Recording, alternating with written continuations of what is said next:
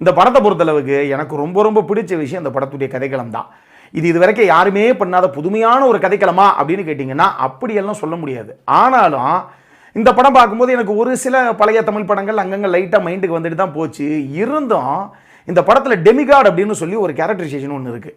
அந்த ஒரு கதாபாத்திரத்தை உள்ள அந்த கதையில் புகுத்தின அந்த ஒரே ஒரு விஷயத்திலேயே இந்த கதையை வேற ஒரு டைமென்ஷனுக்கே அவங்க எலிவேட் பண்ணி எடுத்துகிட்டு போயிட்டாங்க.